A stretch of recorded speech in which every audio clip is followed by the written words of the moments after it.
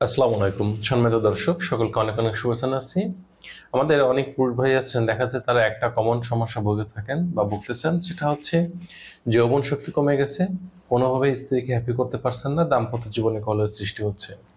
এই সমস্যা থেকে মুক্তি পাওয়ার জন্য আজকে একটি মাত্র হালুয়া তৈরি করে খাওয়ার কথা বলবো, যেটা মাত্র 40 দিন যদি খেতে পারেন, ইনশাল্লাহ আপনাদের যাদের এই ধরনের সমস্যা আছে এই ধরনের সমস্যা থেকে মুক্তি পেতে পারবেন। এটা সম্পূর্ণ পার্শ্ব প্রতিক্রিয়া মুক্ত এবং নিজে যেহেতু তৈরি করবেন, এখানে কোনো কেমিক্যাল ব্যবহার করার প্রয়োজন হচ্ছে না এবং সকল প্রকার মেডিসিন ছাড়াই কিন্তু আপনি এই রেমেডি খেলে এটা মেডিসিনের মতো কাজ করবে। তবে এই রেমেডি খাওয়ার আগে কয়েকটি বদ অভ্যাস অবশ্যই আপনাকে ত্যাগ করতে হবে। প্রথম নম্বর যে বদ অভ্যাসটা ত্যাগ করতে হবে সেটা হচ্ছে, আপনি যদি ধূমপায়ী হন বা মাদকসেবী হন, তাহলে এটা প্রথমত কমাতে হবে এবং আস্তে আস্তে ছাড়তে হবে। কারণ আপনি যদি ধূমপান করেন, মাদক সেবন করেন, তাহলে এই রেমেডি খেয়ে আশানুরূপ ফল পাওয়া যাবে না, কারণ এটা কিন্তু সরাসরি মেডিসিন না, তবে এটা মেডিসিনের মতো। এই বিষয়টা খেয়াল রাখার চেষ্টা করতে হবে।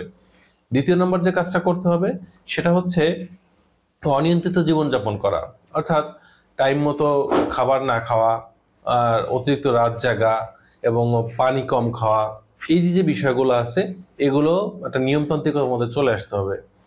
রাত 10টা থেকে 11টার মধ্যে আপনার ঘুমিয়ে যেতে হবে এবং খুব ভোরে ওঠার চেষ্টা করতে হবে। পাশাপাশি একটু পুষ্টিকর শাকসবজি, রঙিন ফলমূল এগুলো খেতে হবে এবং এর পাশাপাশি প্রতিদিন গড়ে 2.5 থেকে 3 লিটার ফ্রেশ পানি পান করতে হবে।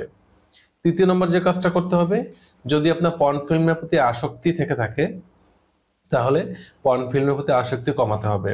অর্থাৎ অতিরিক্ত পরিমাণে পর্ন ফিল্ম দেখা এবং সেটা দেখার মাধ্যমে নিজের যৌন শক্তিটাকে ক্ষয় করা বা বীর্য এবং শুক্রাণু নষ্ট করা, এইটার যে অভ্যাস আছে এটা ছাড়তে হবে।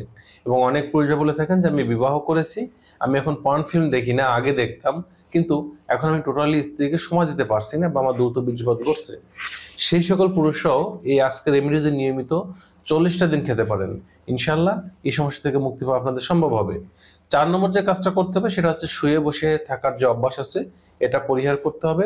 শরীরে যদি অতিরিক্ত মেদ বা চর্বি হয়, তাহলে খাবারটাকে কন্ট্রোল করতে হবে এবং নিয়মিত এক্সারসাইজ করতে হবে।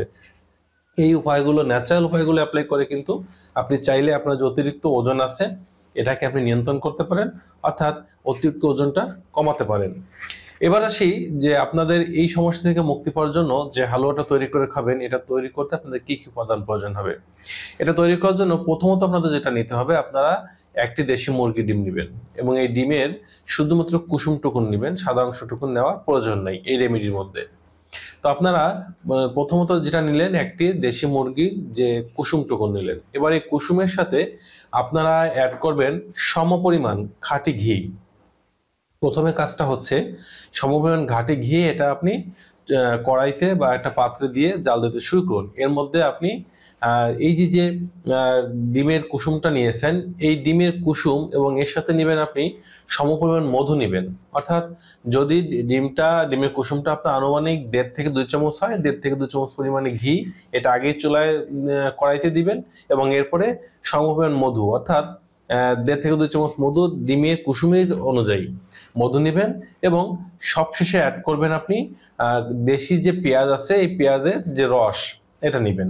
অর্থাৎ আপনি ডিমের কুসুম, মধু এবং পেঁয়াজের রস তিনটাকে ভালোভাবে মেশান।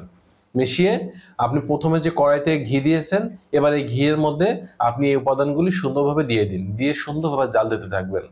মোটামুটি 8-10টা মিনিট জাল দেওয়ার পরে দেখবেন সুন্দর একটা হালুয়ার মতো একটা অবস্থা চলে আসছে। এবার যেটা করতে হবে, এটাকে খালি পেটে খেয়ে নিতে হবে, সকালে খালি পেটে খেতে হবে। কতদিন খাবেন? একটানা 40 দিন যদি খেতে পারেন, ইনশাল্লাহ যাদের যৌবন শক্তি একেবারেই জিরোতে চলে গেছে, স্ত্রীর সাথে গেলে পেনিস কোনোভাবেই শক্ত হয় না, একটু শক্ত হলে দ্রুত বীর্যপাত ঘটে যায়। অনেক ক্ষেত্রে দেখা যায় সহবাস করতেছেন, স্ত্রীর যোনির মধ্যে পেনিস প্রবেশ করানো আছে, এই অবস্থা নিশ্চিত হয়ে গেছে, এটা কার্যক্ষমতা হারিয়ে গেছে। এরকম সমস্যা যদি কারো থাকে, ইনশাল্লাহ টোটাল সমস্যাগুলো সমাধান পেয়ে যাবেন। তবে একটা বিষয় বলে রাখি, এটা কারা খাবেন না।